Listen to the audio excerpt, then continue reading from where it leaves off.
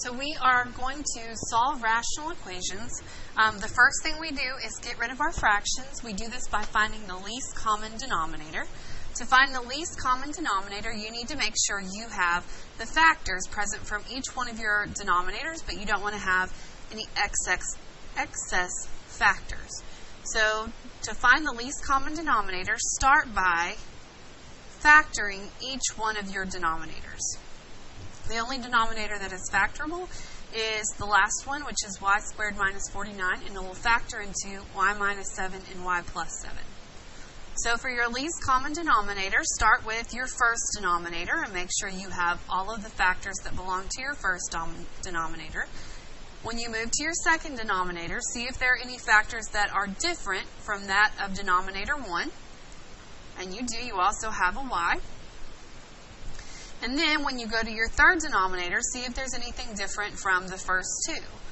Well, our third denominator has a y minus 7, but that's already taken care of as part of our least common denominator. But it also has a y plus 7. So we need to make sure we add that in. So these three factors make up our least common denominator. We are going to take this entire equation and multiply it by our least common denominator. So notice that I didn't actually multiply anything back together, and I don't want to because I'm going to use that least common denominator to simplify my equation so it won't have any more fractions.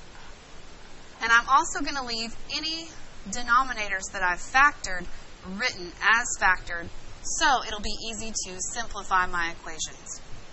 So let's multiply. When you multiply into your equation, you're only multiplying the tops of the fractions. So again, I'm not really going to multiply. I'm just going to write down what it would look like. So I have 14 times y minus 7 times y plus 7 all over y minus 7. I have 2 times y minus 7 times y plus 7 all over y. And then I have y times y minus 7 times y plus 7 times 19y plus 7 all over y minus 7 times y plus 7. So now multiply or simplify anything that you have alike in your numerator and denominator. So here I have y minus 7 in my numerator and denominator. I'm left with 14y times y plus 7. Here, I have y's in common, so I'm left with negative 2y minus 7 times y plus 7. And then for my last fraction, I have y minus 7 and y plus 7 in the top of the denominator, so I'm left with y times 19y plus 7. All right, if we continue, we need to distribute. So I have 14y squared plus 98y. Now distribute here. I'm going to do this part first. So I have negative 2 times y squared minus 49. So all I did was FOIL y squared plus 7y minus 7y and minus 49. Leaves me with y squared minus 49. And here I'm going to have 19y squared plus 7y. Okay, so go ahead one more time through and distribute that negative 2. So I have negative 2y squared plus 98 equals 19y squared plus 7y. So this is a y squared equation. I need to get all the y's on one side. I need to set this thing equal to 0 because it's a quadratic.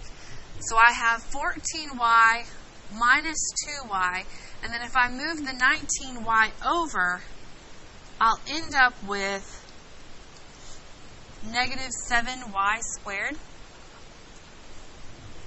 And I have 98y, and then if I move this 7y over, subtracting it from both sides, I'll end up with plus 91y. And then my 98 is here. So I get a plus 98. So next I'm going to use the quadratic formula. So this is now equal to 0. I'm going to use the quadratic formula. X equals negative b plus or minus the square root of b squared times 4ac all over 2a. So I'm going to do that part on the inside first. 91 squared minus 4 times negative 7 times 98.